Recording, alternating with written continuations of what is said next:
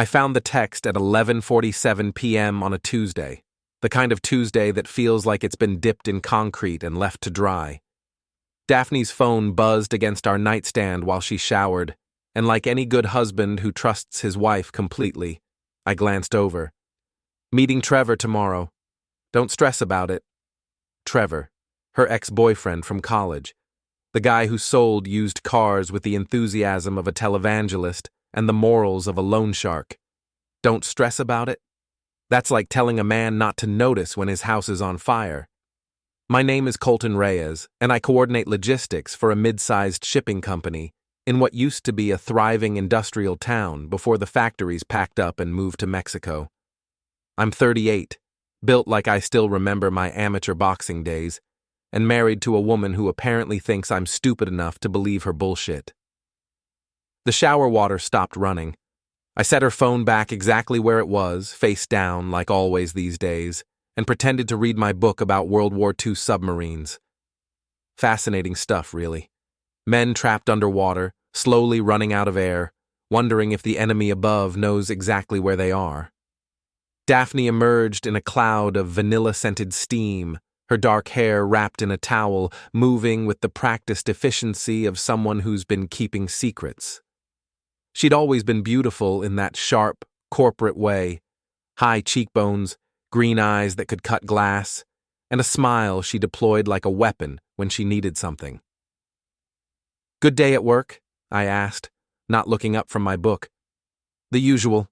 Peterson's breathing down everyone's neck about the quarterly reports." She slipped into bed beside me, her skin still warm from the shower. "How about you? Any drama with the Henderson shipment?" Smooth as silk. I turned a page I hadn't read. "Hey, whatever happened to that Trevor guy from college? You used to talk about him sometimes." The pause lasted exactly 2 heartbeats too long. "Trevor Holt? I have no idea. Why?" "Just curious. Thought I saw someone who looked like him at the grocery store." She picked up her phone, checked it quickly, then set it back down. "I'm exhausted. Big day tomorrow." "Anything special?" "Just meetings." She kissed my cheek, the kind of perfunctory peck married couples give each other when they're going through the motions. "Love you." "Love you too." The lights went out, but I stayed awake listening to her breathe, counting the minutes until her breathing became deep and regular. Then I stared at the ceiling and thought about submarines again, about men who knew they were trapped but couldn't quite figure out how deep the water was. Our house sat on Maple Street, one of those suburban developments built in the 70s when people still believed the American dream came with a 2-car garage and a lawn you could mow in 20 minutes. These days, half the lawns were overgrown, and a quarter of the houses had for sale signs that had been there so long they'd become part of the landscape. Mrs. Kessler next door made it her personal mission to know everyone's business. She'd positioned her kitchen window to provide optimal surveillance of the neighborhood and had elevated nosiness to an art form. If Daphne was meeting Trevor anywhere public, Mrs. Kessler would hear about it within 6 hours. Wednesday morning, Daphne left for work in her silver Honda Civic, kissing me goodbye with the same mechanical affection she'd shown the night before. She wore her navy blue business suit, the one that made her look like she could foreclose on your house and feel good about it. "Working late again tonight," she said, adjusting her rearview mirror. "Don't wait up." "Sure thing. I'll probably hit the gym anyway." She drove away, and I watched her taillights disappear around the corner before I pulled out my own phone. We shared a family plan with location services, one of those modern conveniences that's supposed to make families feel more connected. Amazing how technology can bite you in the ass when you're not expecting it. I called in sick to work, something I'd done maybe 3 times in the past 5 years, and settled in to wait. The Find My Family app showed Daphne's location as her office building downtown, right where she was supposed to be. But I'd learned a long time ago that people who lie about small things usually lie about big things too. At 11:30 a.m., her little blue dot started moving, not toward home, not toward any of the usual places she went for lunch.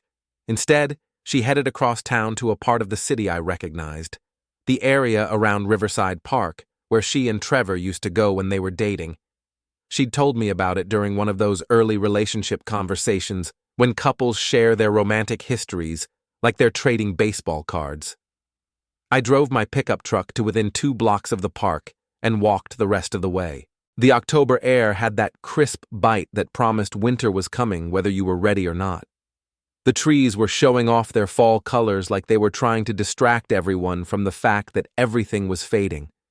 There they were, sitting on a bench by the duck pond like a couple of teenagers skipping school. Trevor looked exactly like I'd expected, tall, artificially tanned, wearing a leather jacket that probably cost more than most people's rent. His hair was styled with the kind of product that could survive a hurricane, and he gestured with his hands when he talked like he was conducting an orchestra. Daphne sat close to him, closer than married women sit to men who aren't their husbands. She laughed at something he said, throwing her head back in a way I hadn't seen in months. When was the last time she'd laughed like that with me? When was the last time she'd looked at me the way she was looking at him? I took pictures with my phone, feeling like a private detective in a bad movie. But sometimes clichés exist because they work. Sometimes you have to document the evidence before it disappears. They talked for 45 minutes. No kissing, no hand-holding, nothing that would hold up in divorce court. But I've been married to Daphne for 8 years, and I know her body language better than I know my own. The way she tilted her head when she listened to him, the way she touched her hair when she laughed, these were the things she used to do with me. When they finally stood to leave, Trevor hugged her. A long, lingering hug that lasted about 10 seconds too long for old friends catching up. Then they walked to their cars, and I watched my wife drive away with a smile on her face that I hadn't put there. That evening, she came home at her usual time with takeout Chinese food and a story about her day that didn't include any mysterious lunch breaks or walks down memory lane. "How was your day?" she asked, unpacking lo mein and sweet and sour chicken. "Quiet, caught up on some reading." I opened a beer and sat across from her at our kitchen table. "You seem happy? Good day at the office?" "Just one of those days when everything goes right, you know?" I knew all right. I knew exactly why everything had gone right.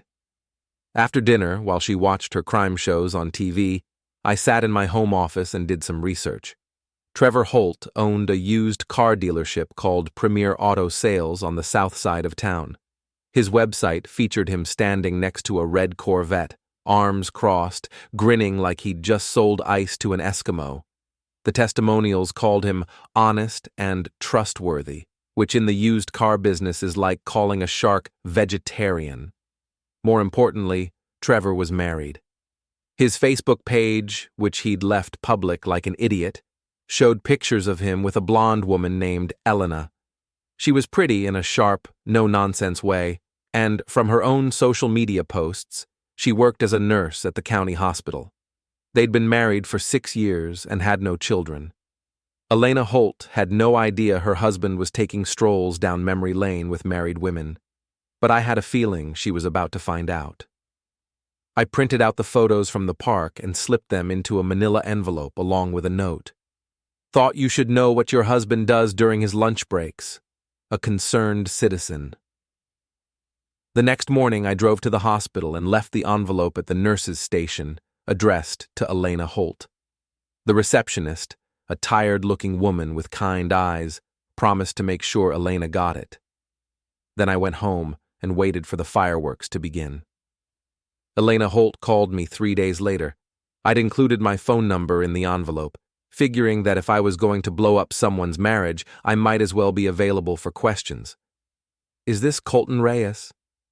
Her voice was steady, controlled, but I could hear the anger underneath like a pilot light waiting for gas. "That's me. We need to talk." We met at a coffee shop called The Daily Grind, one of those places that tries too hard to be hip, with exposed brick walls and baristas who look like they're auditioning for indie rock bands. Elena sat in the back corner, nursing a black coffee and studying me like I was a specimen under a microscope. She was prettier in person than in her photos, with intelligent blue eyes and the kind of composure that comes from dealing with medical emergencies for a living. Her wedding ring caught the light when she gestured, a simple gold band that probably meant more to her than it did to her husband. "So you're Daphne's husband," she said without preamble, guilty as charged. "How long has this been going on?" "I wish I knew. I just found out about it this week." I pulled out my phone and showed her the screenshots I'd taken of Daphne's text messages. But based on these, I'd say at least a month, maybe longer. Elena studied the messages, her jaw tightening with each one. They weren't explicit, but they carried a closeness that married people recognize, the kind of casual affection that develops between people who are sharing secrets. "That bastard," she said quietly. "Yeah, they're a real pair." I leaned back in my chair. Question is, what do we do about it? We? "Elena, our spouses are sneaking around behind our backs, lying to us every day, and probably planning to blow up our lives when it's convenient for them. Seems to me we have a common interest in making sure that doesn't happen." She was quiet for a long moment, staring into her coffee like it might contain answers. "What did you have in mind?" "Nothing illegal. Nothing that'll get us in trouble. But I think they need to understand that actions have consequences. You want revenge. I want justice. There's a difference." Elena smiled for the first time since I'd met her, and it wasn't a nice smile. "Trevor thinks I'm stupid. He thinks because I work nights sometimes and trust him, that means I don't pay attention. But I've been wondering about the late meetings, the new clothes, the way he's been acting like he's got a secret." "Daphne's been the same way, working late, always on her phone, treating me like I'm a roommate instead of a husband. So what's the plan?" I'd been thinking about this for 3 days, ever since I'd mailed her that envelope. "First, we document everything, photos, messages, times, and places, build a case." "For divorce?" "Maybe. But first we give them a chance to end it themselves. Sometimes people need a little motivation to make the right choice." Elena laughed, but there was no humor in it. "You mean we scare them?" "I mean we help them understand that their little secret isn't as secret as they think." We spent the next hour planning. Elena would keep track of Trevor's schedule and let me know when he was planning to meet Daphne. I would monitor Daphne's activities and share anything interesting. We exchanged phone numbers and agreed to meet again the following week. As we got up to leave, Elena touched my arm.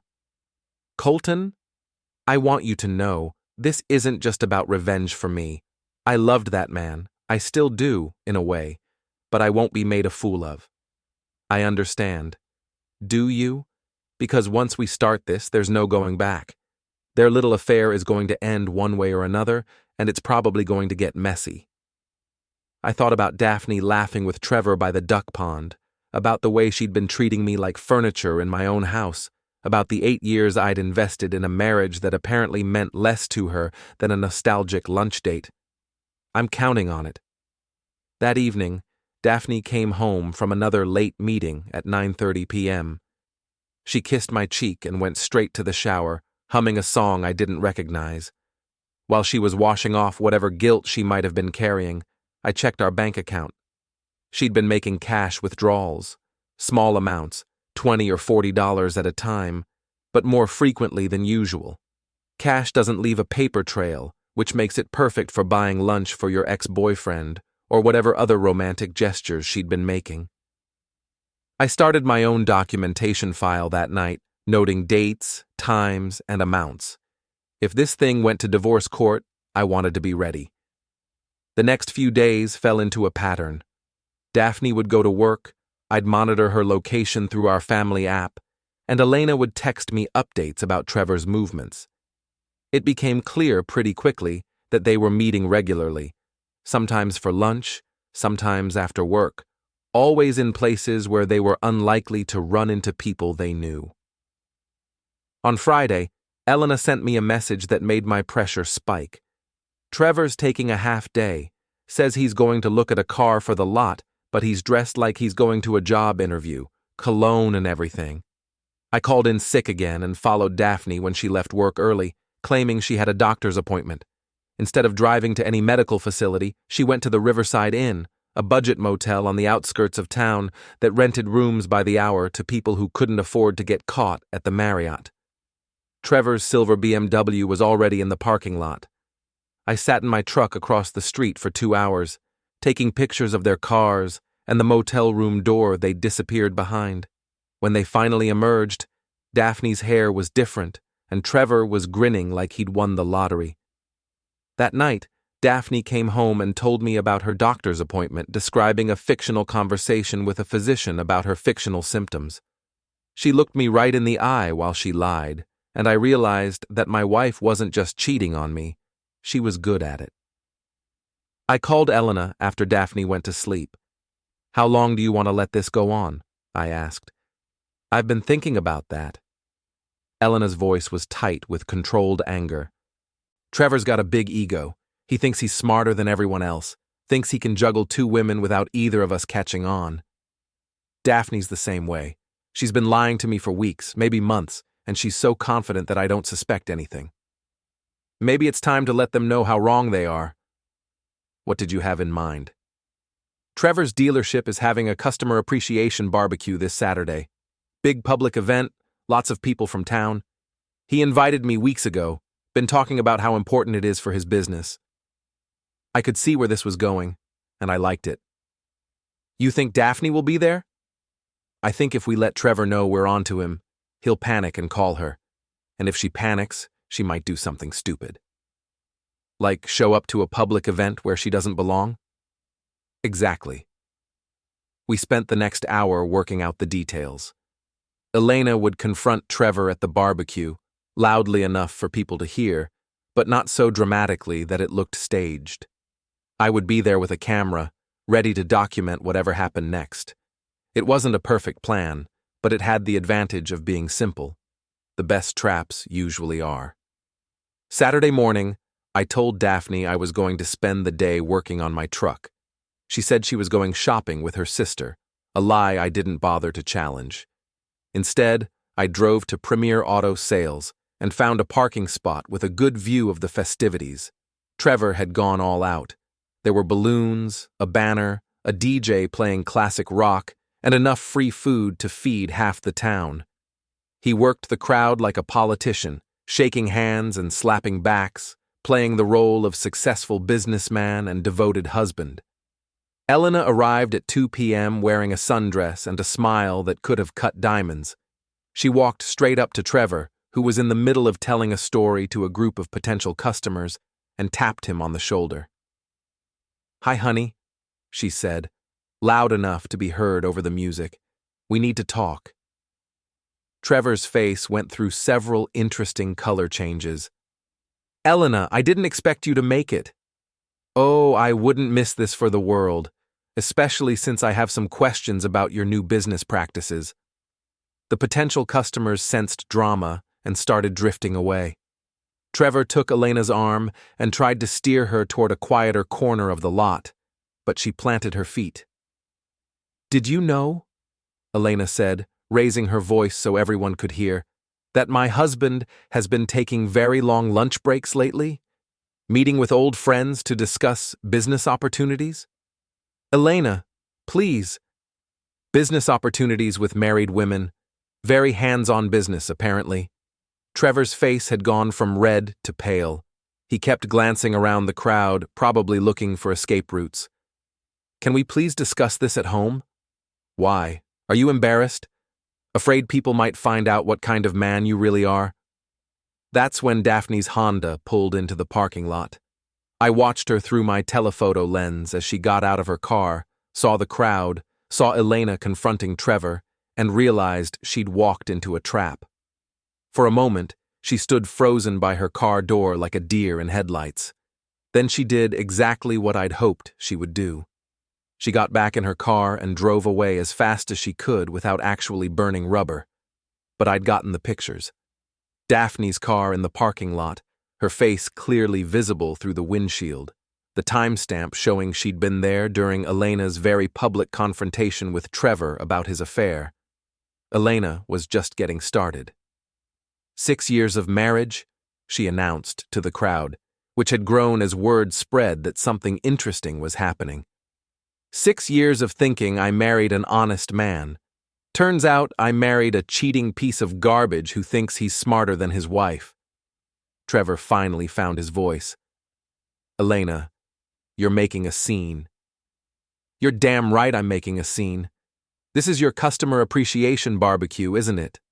Well, I want all your customers to appreciate what kind of man they're doing business with. She pulled out her phone and started reading from Trevor's text messages, the ones he'd been too stupid to delete.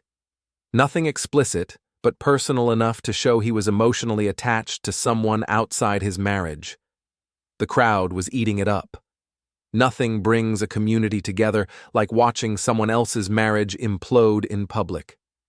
Trevor made one last desperate attempt to salvage the situation. Elena, please, let's go home and talk about this privately. Privately? Elena laughed, and it was a sound like breaking glass. You mean the way you've been talking privately with Daphne Reyes? The mention of Daphne's name sent a murmur through the crowd. In a town this size, everyone knew everyone, and now they all knew that Trevor Holt was cheating on his wife with Colton Reyes's woman. I started my truck and headed home. Phase 1 was complete. Daphne was waiting for me when I got home, pacing around our living room like a caged animal. Her face was flushed, and she'd been crying, not the pretty kind of crying you see in movies, but the ugly, snotty kind that happens when your whole world falls apart in a public parking lot. Where have you been? She demanded. Working on my truck like I told you. Why? Don't lie to me, Colton. Don't you dare lie to me. The irony was so thick, you could have cut it with a butter knife. I'm sorry. Are you actually lecturing me about lying right now? Her face went pale. What's that supposed to mean?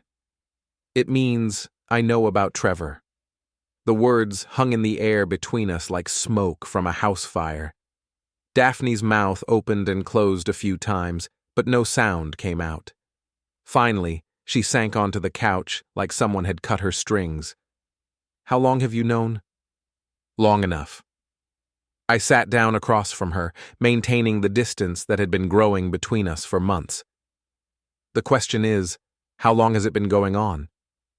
It's not what you think. Really?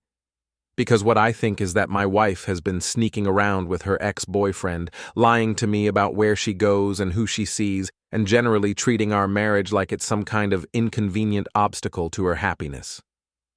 Daphne started crying again, the kind of tears that are supposed to make men feel guilty and protective. But I'd seen her use tears as a weapon before, usually when she wanted something or had screwed up and needed forgiveness. We haven't done anything, she said. We're just friends. Friends don't meet at motels, Daphne.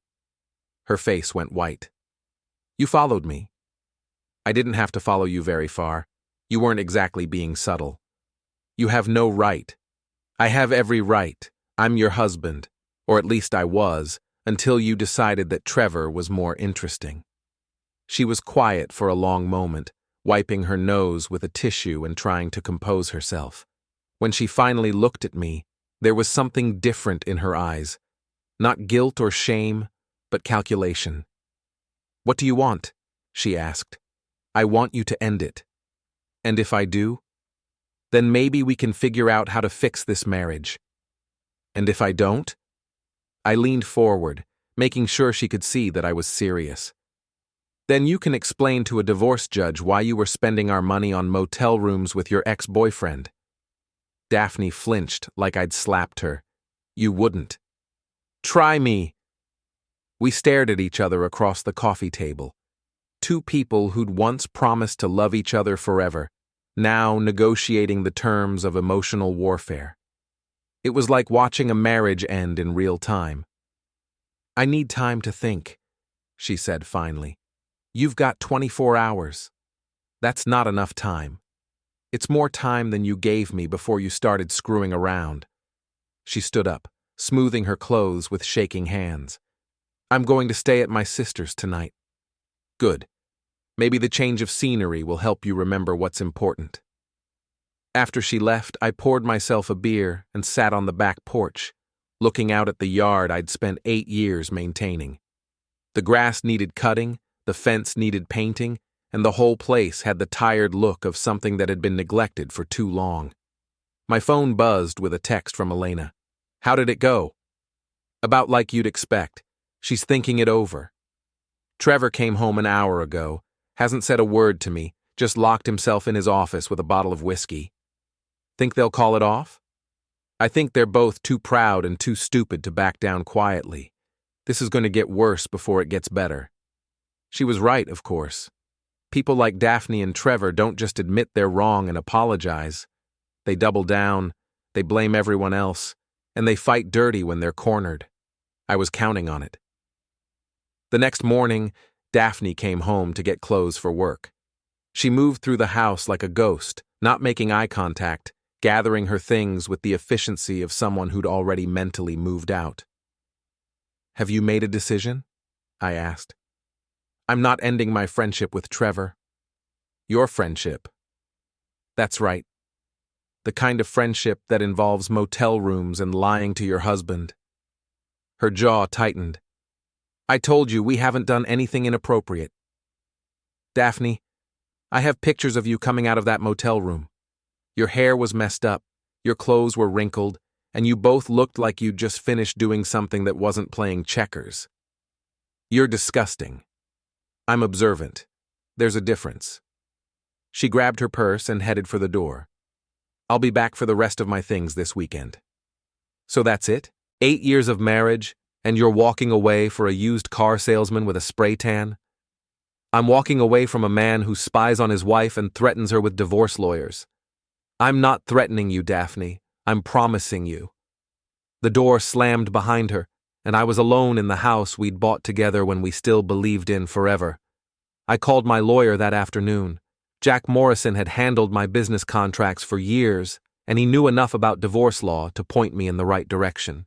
He listened to my story without judgment, took notes about the evidence I'd gathered, and gave me the kind of advice that lawyers give when they're trying to keep their clients out of trouble. You've got grounds for divorce, he said. The question is whether you want to pursue it or try to work things out. She's made her choice pretty clear. People say things when they're angry that they don't always mean. Are you sure this marriage is over?